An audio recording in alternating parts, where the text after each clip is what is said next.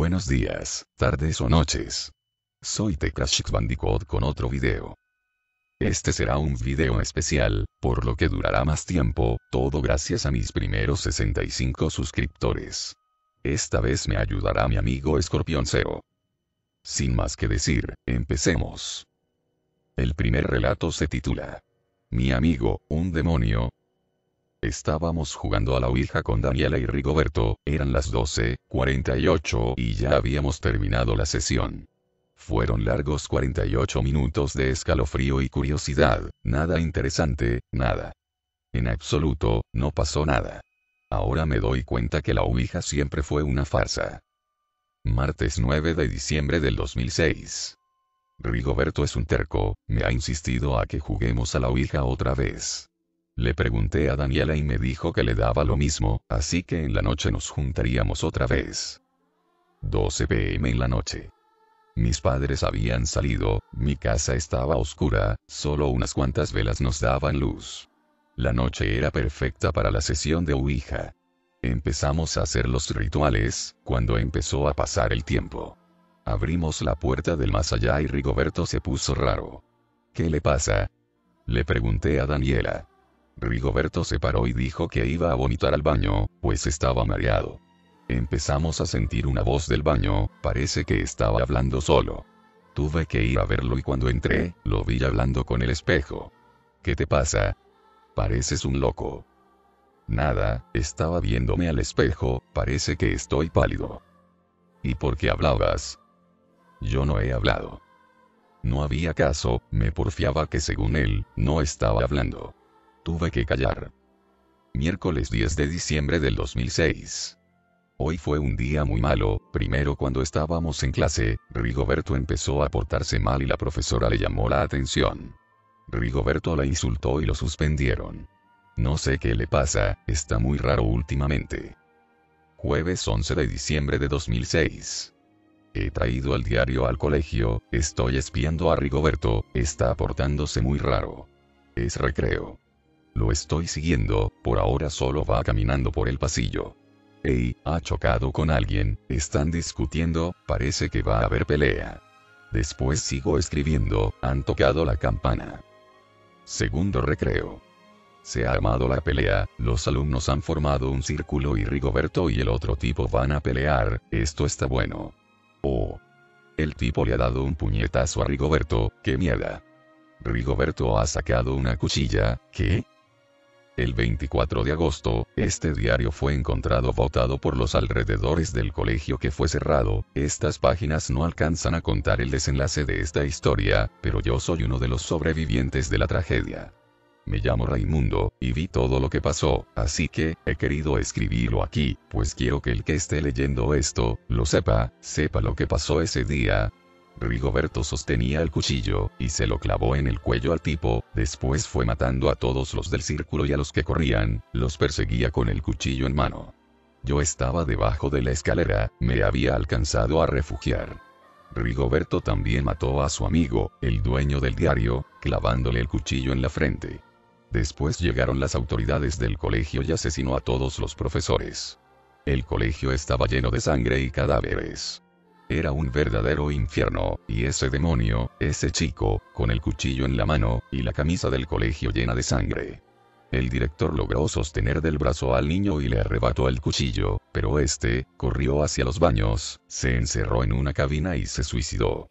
Nadie sabe qué le pasó a Rigoberto, por qué, ese cambio tan repentino. Pero después de yo haber leído tantas veces este diario, he llegado a la conclusión que la Ouija le hizo mal, o se le metió un demonio. Bueno, ahora es mi turno. El siguiente relato se titula Déjà vu. Hace algún tiempo, un amigo y yo decidimos realizar un pequeño viaje, con el fin de descansar un poco de la universidad. Durante 2 semanas, nos quedaríamos en una casa de campo que se encontraba a unas 4 horas de viaje en coche. Ya en el camino, mientras iba en el coche, el paisaje comenzó a resultarme extrañamente familiar. Mientras mi compañero de viaje seguía conduciendo, le dije: Nunca había estado aquí, pero creo que 2 kilómetros más abajo hay una casa. Seguimos durante 1,5 km y le dije a mi amigo que después de la próxima curva llegaríamos a una pequeña población situada muy cerca de la autopista. Le dije que la casa era blanca, de 2 pisos, con escaleras en la entrada y un pequeño jardín con siniestros árboles. Tenía la impresión de que había vivido allí, cuando tenía unos 6 años, y de que solía sentarme con mi abuelita en el porche de la entrada. Los recuerdos me abrumaban y podía recordar que estaba sentado en el columpio del porche, mientras mi abuela me abrochaba las botas. Cuando llegamos al pueblo, reconocí inmediatamente la casa, cerrada y ruinosa, pero todavía allí. Aunque el columpio del porche ya no estaba. Recorrimos el pueblo, y al llegar a una pequeña y ondulada colina me detuve y exclamé: ¿ves esa gran cruz que sobresale entre las demás? Allí es donde me enterraron. El siguiente se titula Aniversario de muerte. Es una noche cerrada, cuando un muchacho que vuelve a casa en su coche, descubre en el borde de la carretera a una chica que hace autostop. La chica parece aterrorizada y helada, por lo que el chaval decide pararse, ayudarla y acompañarla a casa. Como suponía, ella estaba helada, por lo que le presta su chaqueta. La chica no es muy habladora, así que es él quien habla casi todo el trayecto. A la mañana siguiente, el muchacho se da cuenta que la chica se llevó su chaqueta a casa. Para recuperarla, y para volver a verla, pues le gustó, decide volver a la casa de ella, donde la había dejado la noche. Cuando llama a la puerta una señora no muy mayor, pero sí desmejorada, le abre la puerta. Él le explica lo sucedido y pregunta por su hija.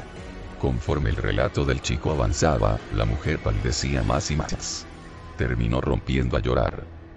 Tras recuperarse del shock inicial, la mujer le pide un momento al chico, entra al interior de la casa y vuelve al poco tiempo con una foto. Se la muestra al chico. Es una foto en la que sale la chica de la noche anterior. La dama, llena de dolor y con la cara llena de lágrimas, le cuenta que la chica era su hija. Murió en un accidente de coche, un año atrás en la misma carretera en la que supuestamente la encontró. La noche anterior exactamente era el aniversario de su muerte. El chico, escéptico, va al cementerio a comprobar si es cierto lo que dice. Y allí el terror le inmoviliza y le hace palidecer. Sobre una tumba, la tumba de la muchacha, estaba su chaqueta. El cuarto relato se titula No perdonaré jamás. Un día Silvia apareció en la casa de Melissa para pedir ayuda. A pesar de ser hermanas, no se habían visto en 15 años, desde que Melissa se convirtió en empresaria, y rompió lazos con su familia de origen humilde. Probablemente tiempo atrás, Silvia no habría sido bien recibida en aquella casa, pero en esta ocasión, llevaba en sus brazos una bebé, y le permitieron la entrada. Silvia compartió la trágica historia que la llevó hasta ahí, y al terminar, su cuñado le ofreció comprarle la bebé, pues ellos habían fracasado por más de 10 años al intentar tener un hijo. Aunque la pasaban muy mal, Silvia se negó, tomó a su hija en brazos para salir, pero su propia hermana le clavó un cuchillo por la espalda, después fue enterrada en el jardín, y más tarde colocaron encima una casa de juegos, para cuando creciera la niña. Semanas después, mientras atendían a la bebé, escucharon ruidos en el jardín, la puerta de la casita se azotaba, aunque esa noche no corría el viento, salieron a ver y se cerró de repente cuando los dos estuvieron frente a ella. Luego se abrió lentamente acompañada de un fuerte rechinido y el silencio se tornó absoluto, y mientras se iban apagando las luces de alrededor, la pequeña casa crujía, temblaba como si tratara de despegarse del suelo y salir corriendo tras ellos. Volvieron a la casa de inmediato, y sobre la mesa encontraron un mensaje escrito con sangre, que decía: No perdonaré jamás. Y a su lado, el cuchillo que habían dejado clavado en la espalda de Silvia. La siguiente, es una leyenda muy conocida. Se trata de los niños llorones.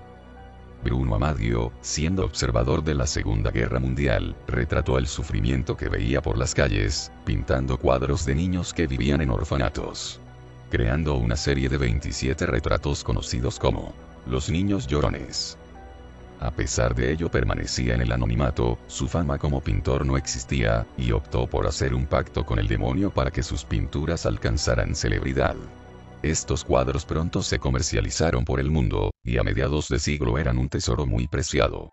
A raíz del convenio con el diablo, cosas extrañas empezaron a suceder. Una de esas terribles situaciones sucedió con su primera pintura. la cual Amadio habría regalado al orfanato donde se encontraba aquel niño. Al poco tiempo, ocurrió un voraz incendio que acabó con todo y todos. Pero extrañamente el cuadro no sufrió daño alguno. Dicen que el espíritu del pequeño quedó atrapado en la pintura, y que éste lleva desgracias a todo aquel que lo posee. Si este cuadro se gira 90 grados, es posible observar una figura monstruosa que devora al pequeño, probablemente por eso, muchos lo han tachado como pintura maléfica. A inicios de los años 70, las pinturas se popularizaron y con ello las desgracias y situaciones paranormales. Unos aseguraban que cuando se descolgaba el cuadro, detrás de él aparecían gusanos. Que, invirtiendo el cuadro a la medianoche, se podía hacer un pacto con el diablo, o que si miras con calma, podrás descubrir la misma cara de Satanás plasmada. Se hablaba de casas incendiadas donde siempre lo único que permanecía, era el mencionado cuadro, colgado en la pared sin un solo rasguño. Las copias dejaron de realizarse por falta de pedidos, y la gente fue arrumbándolos poco a poco en algún rincón. Algunos propietarios grabaron psicofonías en las que se escucha la voz de un niño saliendo del cuadro. El siguiente se titula Sueño nocturno. Laura realmente se encontraba cansada, cerró la puerta sin llave y se metió en su cama. Acomodó su cabeza en el almohadón de plumas, los párpados le pesaban, sus piernas parecían de plomo y la cama se volvía fina espuma de algodón egipcio. La relajación que tenía era total, el sueño no tardó en reclamarla. La noche era oscura, no había luna. El viento soplaba azotándose contra la ventana. En la puerta, destacándose contra la luz de los distantes relámpagos mudos, parecía delinearse una silueta. Un hombre podría decirse. Laura, que aún se encontraba dormida, se sentía incomodada por la presencia en su habitación. Abrió sus ojos pero sin abandonar el profundo sueño que la dominaba, dirigió su mirada hacia la puerta y vio aquella sombra que, aún en la oscuridad de la noche, se veía aún más oscura, una sombra con un negro absoluto. Parecía que aquella figura se alimentara de la oscuridad del ambiente. La mente de Laura se había vuelto un caos, el sueño que estaba teniendo no parecía haber desaparecido al abrir los ojos, intentó moverse y no pudo. Intentó gritar pero su boca no se abría, solo podía observar aterrorizada lo que sucedía con la esperanza que aún estuviese soñando, estaba atrapada en lo que claramente se conoce como sueño lúcido. La figura que permanecía postrada en la puerta estiró un brazo hacia Laura, sus ojos no podían estar más abiertos, el brazo terminaba en una especie de mano esquelética, con uñas que solo podrían describirse como garras. El brazo se alargaba más y más de manera inhumana acercándose lentamente al rostro aterrado de Laura. Ella sudaba, intentaba moverse y gritar en vano, no sabía si el horror la paralizaba o era simplemente algo más, las garras del ser casi hacían contacto con el rostro de la mujer, y ella, al verse sin ninguna otra salida, comenzó a rezar y cerró los ojos fuertemente con la esperanza de que aquello desapareciera. La calma era inquietante, el silencio era abrumador. El tiempo parecía no avanzar, ya se habrá ido. ¿Habrá desaparecido? No quedaba otra opción más que abrir los ojos, y con mucho temor y esperanza a que aquello hubiese sido un sueño, se resignó a abrir los ojos, sabía que no había nada más que hacer. Y lentamente, así lo hizo. Observó la puerta, no había nada. Observó a su alrededor, tampoco había nada. Intentó moverse y así lo hizo, se sentó un momento a la orilla de su cama y respiró aliviada de que todo había sido solo una pesadilla. Inquieta pero ya más aliviada, intentó dormirse nuevamente, se acomodó de su lado de la cama, teniendo en mente a Ricardo. Acomodó su cabeza en el almohadón de plumas, los párpados le pesaban, sus piernas parecían de plomo y la cama se volvía fina espuma de algodón egipcio. En ese momento, cuando se encontraba al límite del sueño, sintió un muy sutil movimiento bajo sus sábanas, y sin pensarlo las levantó, y de ahí, desde la profundidad de las sábanas, en su cama, surgió aquella macabra garra y la tomó por la boca antes que pudiera gritar. Al día siguiente, cuando Ricardo regresó, entró a la habitación y se quitó la ropa como de costumbre. Vio a Laura plácidamente dormida, suavemente se acomodó en su cama, estaba cansado y casi se dormía, entonces se dio vuelta y abrazó a su esposa, pero la sintió fría al tacto, y al hablarle no respondió. No sería ese mismo día, Ricardo se enteró de que su esposa había muerto casi 7 horas antes que él la descubriera. De una embolia cerebrovascular. El siguiente relato se titula Más allá de los sueños. La tarde moría lentamente en el horizonte, cuando Sonia estuvo de nuevo frente a su casa. No había vuelto a ella desde que fuera al velatorio de Samuel, su marido, el día anterior, y le costaba horrores tener que abrir la puerta y enfrentarse a las sombras de su anterior vida. La última vez que le vio, fue hace tan poco y estaba tan rebosante de vida que le costaba asimilar el golpe que la vida le había dado. Aunque, cuando más lo pensaba, menos culpaba a la vida, y más al conductor ebrio que se empotró contra el coche de su marido hace 2 noches. Sonia sacó las llaves de casa y se quedó inmóvil, sin poder meterlas en la cerradura. Entonces, Ángela guió su mano con dulzura, logrando así que la puerta cediese ante ellas. «Vamos cariño, tienes que entrar». «No sirve de nada evitarlo», susurró Ángela al oído de Sonia, mientras le acariciaba con ternura el hombro. «Él lo habría querido así, Sonia, y lo sabes». «Él no habría querido morir, Ángela», zanjó Sonia. Su amiga se quedó entonces en silencio, mirando al suelo avergonzada. Hablarle a una persona que acaba de perder un ser querido nunca era fácil ni tampoco era el fuerte de Ángela. Las 2 amigas entraron finalmente en la casa, que estaba en penumbras. En la sala se encontraba el inmenso reloj de pared, lanzando tic-tacs regulares. Era el único sonido que daba una apariencia de vida a la casa, aunque esta fuera mecánica. «¿Quieres que te coja la urna?», preguntó Ángela. Sonia se quedó entonces mirando atónita la urna que tenía bajo el brazo.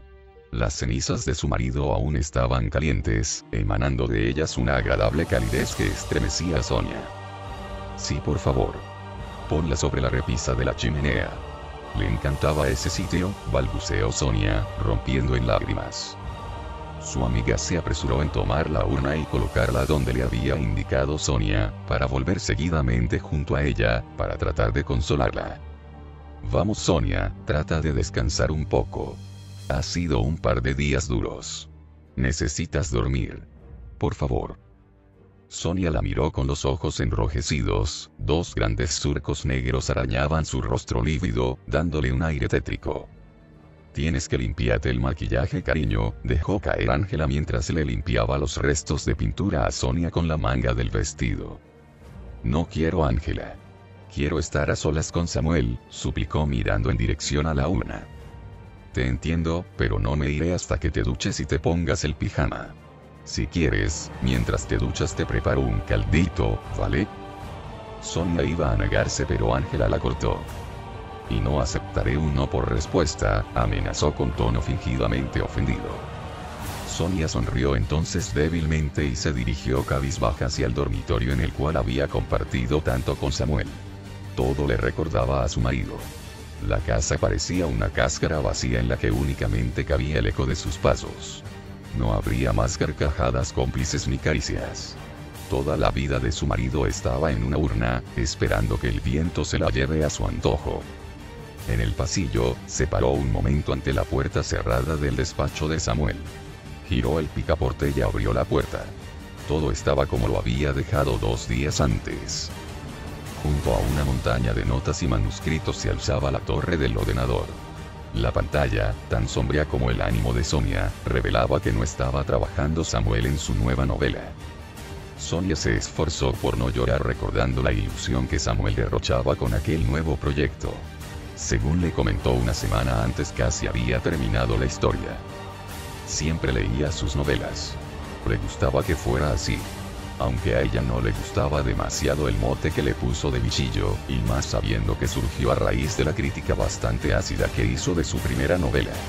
Pero según le dijo luego Samuel, esa crítica hizo que se replantease la novela y que resultara finalmente un bestseller. Así que bueno, al final se acostumbró a lo de bichillo. Sonia cerró la puerta y entró en su dormitorio. Sus gestos eran lentos y torpes. Parecía estar viviendo una pesadilla de la que costaba despertarse. Un par de veces tuvo incluso que sentarse para hundir su rostro entre las manos y sollozar lo más silenciosamente posible para no alertar a Ángela, que estaba preparando el caldo en la cocina. Tras la ducha volvió al comedor. Allí la estaba esperando Ángela, una sonrisa en la cara y un bol de caldo humeante delante de una silla vacía. Era el sitio de Samuel, pero claro, ella no lo sabía. Toma, te sentará bien, cariño. Sonia se sentó y bebió a desgana el caldo, sorbito a sorbito. Así me gusta, tómatelo y luego a la cama, a dormir un poco. Tras apurar el bol, Ángela fue a fregarlo. Oye, ¿quieres que me quede esta noche contigo, Sonia? Tanteó su amiga, sabes que no me importa. Ni tampoco le importará a Miguel. No te preocupes, estaré bien, vale. Vete a casa. Si me hace falta algo te llamaré, descuida. Su amiga dejó el bol limpio en la encimera y miró con cara de preocupación a Sonia. No me gusta dejarte así. No te preocupes, estaré bien, en serio, sonrió sin demasiada convicción Sonia. Vale.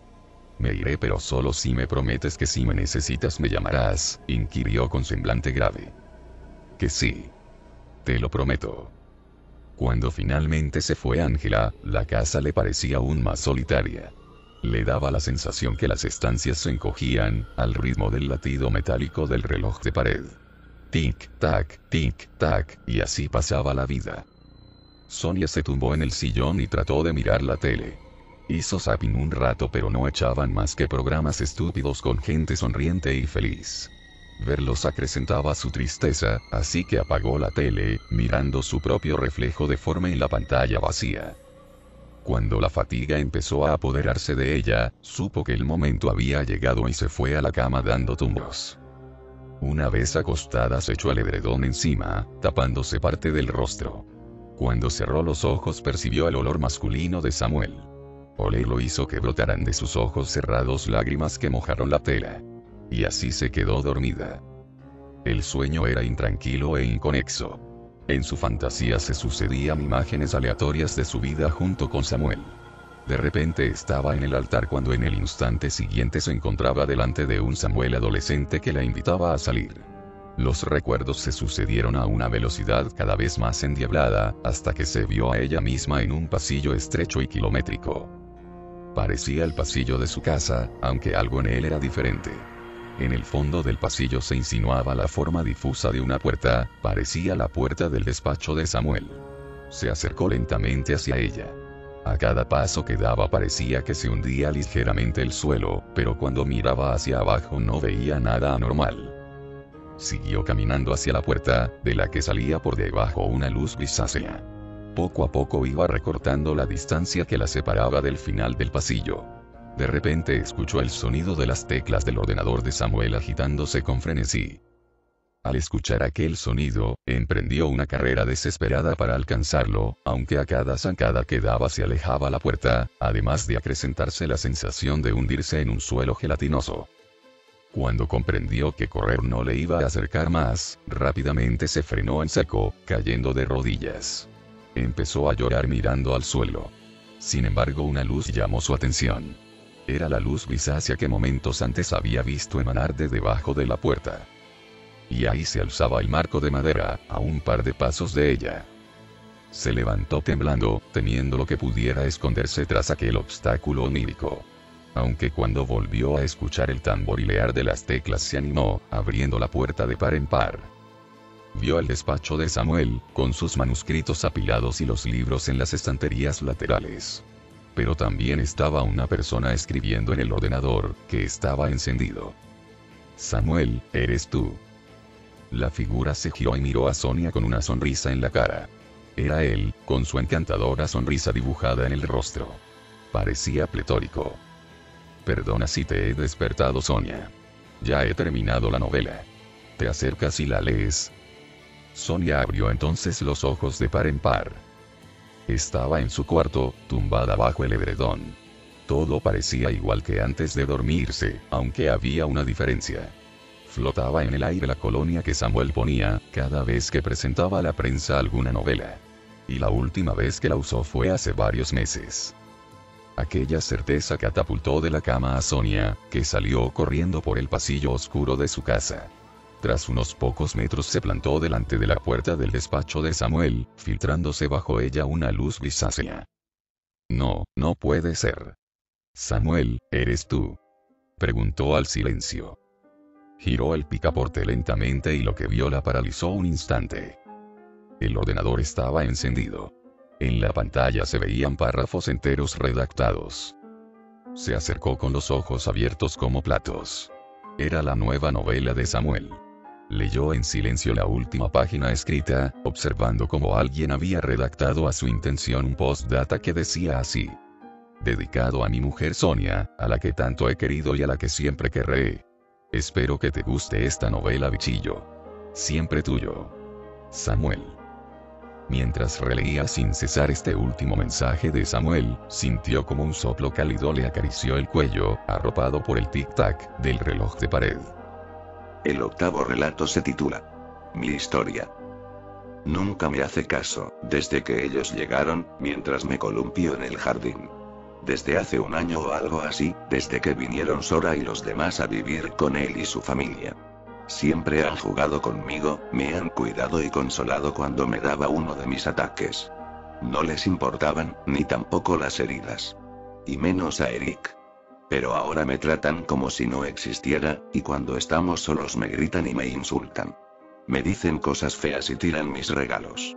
Sora les mete ideas raras en la cabeza y les dice que me olviden, no les deja ser amigos míos.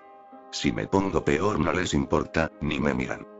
Tengo miedo cuando me dejan sola con las sombras del cementerio y me hacen quedarme fuera de la casa. Lo último que me dijeron fue que yo no existía, y que con la nueva medicación que ella les daba pronto dejarían de verme. Al final me cansé. Lo hice mientras todos dormían. Como siempre estaba en la cocina, grande y preciosa. Mi hacha. La que me regaló mi hermano cuando cumplí 6 años. La recuerdo, el tacto cálido de su mango y el corte frío y letal de su hoja de acero. Ellos han sido malos conmigo. Ahora me toca a mí ser mala con ellos. Me dirigí a las habitaciones, primero entré en la de Sora y deslicé la hoja suavemente, para que tuviera tiempo de admirar su propia muerte. Me pareció delicioso el ver sus ojos asustados y la cálida y roja sangre manchar las sábanas blancas. No terminé de cortarlo, aunque pude imaginarme sus huesos haciendo crack bajo el peso de mi arma. Tardaría un poco más en morir. Se lo merecía. Salí de su cuarto y cerré la puerta en silencio mientras mis pies semi-intangibles dejaban huellas rojas en el suelo. Sonreí. Cor era el siguiente. Su ayudante. Su muerte también fue lenta y dolorosa. Al llegar al final del pasillo, al cuarto de Liz y Eric, una sensación muy rara me recorrió el pecho. Ellos me habían cuidado. Me habían querido. No podían irse. Ya lo han hecho, pensé. Pero si ellos viniesen conmigo todo sería otra vez como antes. No debía dejar que cruzaran, pero debían ser asesinados. Tenía que doler. Tenían que sufrir como yo. Me acerqué primero a la cama de Liz, le tapé la boca y corté sus brazos y piernas uno por uno, deleitándome con sus lágrimas. Ella había sido mala. A veces me daba miedo. Mucho. Cuando corté su cabeza, se acabó el dolor, y la vi salir volando. No. Si yo no tenía el cielo, ella tampoco. La agarré y corté su hilo con el otro mundo, dejándola atrapada. Entonces fui hacia Eric. Dormía boca arriba, era bonito verle dormir. Dejé de existir en su mundo cuando tenía 7 años. Gracias a él había conocido lo que era el amor. Me metí en su cama sin despertarle y comencé a quitarle el pijama. Le besé, podía ver nuestros cuerpos separados solo por mi pequeño vestido amarillo, le besé el cuello suavemente y seguí bajando, hasta llegar a su pecho y más abajo, pero entonces, medio en sueño susurró. Sora. Eres tú. Aquello me enfureció. Él me había dicho varias veces que me quería. Pero ella me los quitaba ya a los dos. Comencé con la tortura quitándole poco a poco cada uno de sus dedos. Luego la lengua, y más abajo, el lugar donde antes le había besado. Cuando me cansé, 1 hora después, y finalmente le maté, y corté otra vez el delgado hilo plateado. Hola Eric, ahora puedo demostrarte que existo. Has sido muy malo y me has hecho llorar, pero ahora cuidarás de mí para siempre. El noveno relato se titula La bailarina de la muerte. Era un día como cualquier otro, una mañana normal, en la tarde el colegio, las fastidiosas clases y todo eso. Pero el día de hoy, había una particularidad. Era la típica reunión anual de representantes, en la cual se hablaba de las irregularidades del colegio, y de otras cosas que ni al cabo interesan aquí. Lo que sí interesa, fue lo que sucedió durante la dichosa reunión. En esa noche tranquila, los pocos alumnos de mi salón y yo quisimos jugar en el oscuro colegio, a lo que nosotros llamábamos las escondidas, pues aunque los rumores que corrían en ese tiempo eran que en el colegio asustaban, como lo dicen en todos los colegios, por eso, la mayoría de mi salón y del colegio entero no se atrevió siquiera a venir al colegio de noche. Éramos unos 10 muchachos, y entre juego, y como ningún representante llamaba se nos hizo muy de tarde. Como las 10 u 11 de la noche, en una de las jugadas, me tocó a mí contar.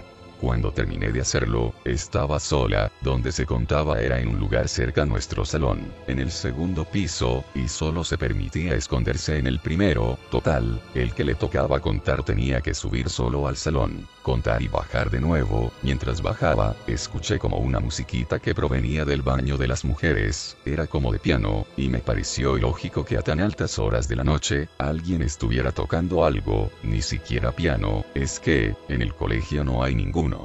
Entonces se me ocurrió que era alguno de mis amigos que me quería hacer una broma y quise ir a asustarlos, sin saber que la asustada iba a ser yo. Caminé despacio hacia el baño, y cuando abrí la puerta principal, una sombra se movió hacia el baño más próximo. Yo enseguida dije, pensando como si fuera algún amigo mío: ajá, y me asustaste. Luego, la dichosa musiquita se detuvo y la sombra apareció al final del pasillo. Era totalmente horrenda, sin decirles mentiras, era una especie de sombra en relieve, parecía que realmente alguien estuviera parado en ese sitio. Era una mujer, eso sí, pero estaba llena de sangre por todos lados, como si se estuviera desangrando, pero tenía una vestimenta como de bailarina de ballet. Su tutú era blanco, pero la sangre corría sobre él y lo mojaba todo. Su cara estaba toda desfigurada, tenía los ojos en blanco, tenía una sonrisa, si así se le puede decir, toda espantosa. Tenía el cuello cortado, no tenía cabello, tenía como un cuchillo en la mano y de pronto lo alzó y se me fue acercando poco a poco, iba como flotando hacia mí. Yo totalmente paralizada, no me contuve más y grité con todas mis fuerzas: ¡auxilio! Muchachos, ayúdenme. ¡Ah! Y todo quedó en blanco. Cuando desperté estaba en la enfermería con mis padres y todos mis amigos. Hayes, ¿qué te pasó? ¿Por qué gritaste de ese modo? Me explicaron que me habían encontrado en el baño, desmayada, con la ropa desgarrada, que me habían intentado cortar los brazos, como si fueran a quitármelos, pero lo que más raro me pareció, fue que cuando salíamos de la enfermería, en la pared que da acceso al baño de mujeres, estaba escrito con una sustancia que parecía sangre: te salvaste porque gritaste antes, porque si no, hubieras terminado descuartizada sin piedad ni compasión. Yo les conté a ellos lo que me pasó, y regresamos al auditorio. Y en menos de 10 minutos mis compañeros y yo, les contamos a todos los presentes, y el director decidió investigar. Como no consiguió nada lo dejó en el olvido, pero mis compañeros y yo no lo hicimos y empezamos por tratar de quitar la mancha del letrero que dejó la bailarina de la muerte, como comenzamos a llamarla, pero no se quitó con nada por más de que lo intentamos. Entonces decidimos derrumbar la pared, y encontramos lo que parecía un cuerpo humano con restos de un traje de baile, o de ballet, podría ser, y cuando se reconstruyó la pared, algunos meses después, apareció escrito el siguiente mensaje: ahora ustedes desataron mi maldición, a partir de hoy, cada año, morirá alguno de ustedes 9, y la última será la que no pude matar, pero de esta no se salvará. Esto sucedió el 3 de octubre del 2003, hace casi 10 años, y cada año, precisamente en ese día, han muerto todos mis compañeros. Ahora solo quedo yo, y veremos si quedo para contárselo a mis hijos y nietos. En el colegio todo sigue normal, pero por lo que pienso, la bailarina de la muerte, como ya se sabe en el colegio que se llama así, no quedará solo conmigo y tratará de cobrar otra vida. Espero que ella se salve, así como lo espero yo, pero por lo que veo, mis esperanzas no son tantas. Y el último relato se titula: Cierra los ojos. Soy una mala persona, lo acepto y lo llevo con orgullo. Cuando todos lloran, yo río. Cuando ellos gritan, yo lo provoco. Disfruto haciendo padecer, me llena de placer ver las dolorosas expresiones que se oponen a mi cruel sonrisa, soy un rebelde y jamás cambiaré. Así era mi mentalidad entonces, así era como yo reflejaba mis problemas interiores. Hasta que un día me pasé de la raya. Fue un caluroso domingo cercano a las vacaciones de verano, cuando mis piernas, aún jóvenes, caminaban junto a las de mis amigos y cada uno en un lenguaje un tanto obsceno, relataba sus orgullosas fechorías. Nos dirigíamos al portal de un conocido, concretamente al camello que nos proporcionaba los polvos mágicos de la felicidad. Aún teniendo suficientes reservas necesitaba comprar más. Ya no era simplemente consumirlas, el hecho de saber que tenía un buen cargamento almacenado en el doble cajón de mi cuarto, hacía que me tranquilizase. Entonces, en ese preciso momento pude verlo por primera vez, aquello que hizo cambiar mi vida radicalmente. Era un hombre mayor, un anciano calvo y ciego, que dibujaba su camino sobre la acera con un alargado bastón metálico.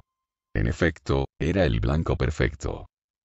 Entre risas les hice unas señas para que se detuvieran, seguidamente me situé junto al abuelo, y con un educado buenos días, le saludé. El hombre intentó buscar mi posicionamiento y sorprendentemente acertó. «Hola chico, ¿podrías hacerme un favor?», me preguntó con una voz desgastada por los años. «Dígame». No somos mudos, pero el ayuntamiento parece ser que intenta convencernos de ello. No nos escucha y estos semáforos siguen sin tener sonido. Por favor, ¿podrías avisarme cuando se ponga en verde? Yo le respondí que sí y esperé unos instantes junto a él. Había pensado que quizás hubiese sido suficiente hacerle la zancadilla, pero el simple hecho de ver a un ciego gritar descontrolado entre el tráfico, resultaba una apuesta mucho más divertida. En la silenciosa espera, una cálida ráfaga de viento hizo balancear las crujientes ramas del platanero situado al otro lado de la carretera.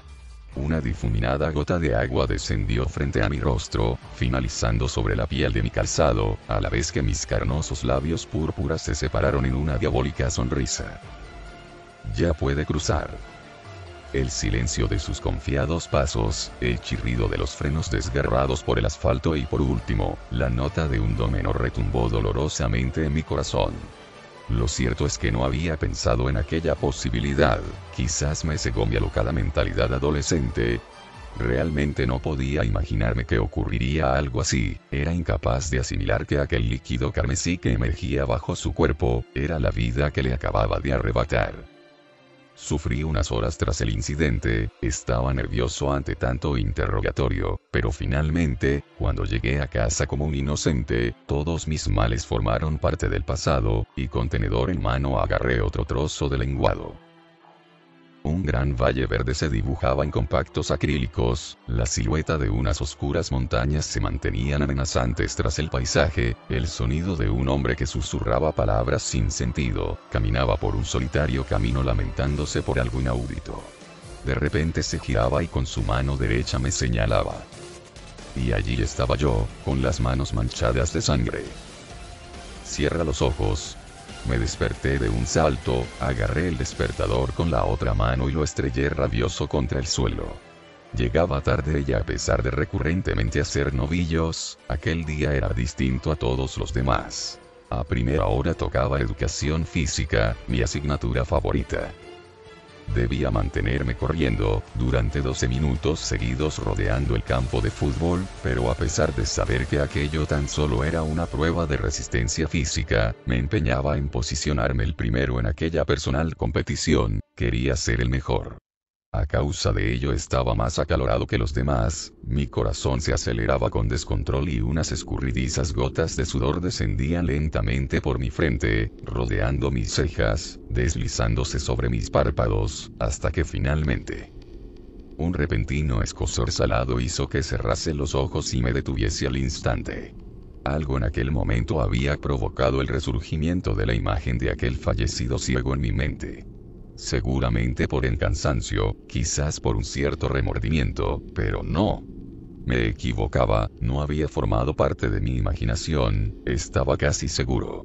Le había visto en la lejanía, me estaba observando entre la arboleda, y en un abrir y cerrar de ojos ya había desaparecido. Extrañado y un tanto mareado, decidí ir a hidratarme en una fuente cercana junto a la cancha de básquet. Debía olvidarme de lo ocurrido, tampoco había sido culpa mía, no debió pararse en medio de la carretera. No. Ocurrió por segunda vez. Fue al levantar la cabeza, tras refrescarme la cara cuando su presencia resurgió entre las sombras. Esta vez estaba en medio del arenal, de pie, con la misma ropa que el incidente, mirándome fijamente mientras que con un coordinamiento de bastón avanzaba 2 pasos hacia mí. Grité y retrocedí asustado al presenciar su difuminado desvanecimiento en el aire, a la vez que totalmente horrorizado me preguntaba, ¿qué coño está pasando? Corrí y corrí, no debía detenerme, estaba en todos los lados. Cada vez que estornudaba, cuando en ocasiones bostezaba, incluso cuando pestañeaba. Él allí aparecía, esperando al mínimo instante que cerrase los ojos para avanzar un paso más. Deseaba con toda mi alma, un leve rayo de luz de esperanza, pero yo ya lo sabía, por más que huyera, por más lejos que fuera, cada vez él estaría más cerca. ¿Por qué? Al principio me lo pregunté ya que no podía imaginar que una respuesta tan evidente fuese a la vez tan escalofriante. Sin saber cómo ni por qué, aquel fallecido anciano se había metido en mi cabeza. Hice 1001 esfuerzos por mantenerlos abiertos, incluso necesité introducir la cabeza en la bañera, para sumergirlos bajo el agua y aliviar aquel desesperante escozor que yo mismo me provocaba. Pero era doloroso, era desquiciante, era totalmente insoportable. No aguantaría mucho más, mi vista se cansaría, mis párpados caerían y él me atraparía. Desgarrado por la angustia, me lancé sobre el teléfono, necesitaba ayuda, necesitaba que alguien me tendiese su mano. Pero mis amigos se rieron, mi familia me tomó por loco, y la policía me colgó el teléfono. En aquel momento me di cuenta, me encontraba totalmente solo ante ello. Podía ver su cara, sonreía, disfrutaba del lamentable estado en el que me encontraba, y mientras yo corría de una habitación a otra, impotente de qué hacer, me parecía incluso oír sus crueles carcajadas hacer eco en mi mente. Llegué a la cocina y el destello de la luz encendiéndose, me cegó durante unos segundos. Grité cuando le vi alzar la mano hacia mí, cuando su sonrisa bañada en sarro se abrió, y cuando su índice en la negrura finalmente me alcanzó. Entonces, perdí el control. Ya han pasado más de 50 años desde que me arranqué los ojos, y lo cierto es que a pesar del tiempo sigo pensando que aquello ocurrió en realidad. Mi castigo fue mi conciencia, mi dolor el arrepentimiento, y curando mis pecados en la oscuridad ahora me encuentro. Quizás fuese cosa del destino, puede que incluso estuviese escrito, pero la verdad estaba ahí presente, aquel incidente hizo cambiar mi mente, me desvié de aquel equivocado camino para siempre. Pero algo aún no ha cambiado, parpadeante me amenaza desde el otro lado, mientras que yo a pulso vibrante, me detengo tembloroso junto a la carretera. Buenos días, dijo la dulce voz de una joven chica, ¿quiere que le ayude? Sí, hija mía, no somos mudos, pero el ayuntamiento parece ser que intenta convencernos de ello. No nos escucha y estos semáforos siguen sin tener sonido. Por favor, ¿podrías avisarme cuando se ponga en verde? Estaba claro que muchas cosas desde entonces no habían cambiado, pero aquel rayo de esperanza que una vez deseé que me salvara, ahora me agarraba delicadamente del brazo, ayudándome a cruzar la calle. Me reconforta el saber que no todos somos iguales. Bueno, esto es todo por hoy. Espero les haya gustado el video, si así fue, no olviden dar me gusta, compartir y o suscribirse. Ya no descuidaré el canal, y ahora trataré de subir mínimo un video a la semana. Antes de irme, quisiera agradecerle a The Crash Bandicoot por dejarme aparecer en su video. Adiós. De nada, Escorpión Cero. Si alguno de ustedes desea aparecer en un video, envíeme un mensaje privado con una historia, leyenda o relato que quieran contar. Hasta la próxima, adiós.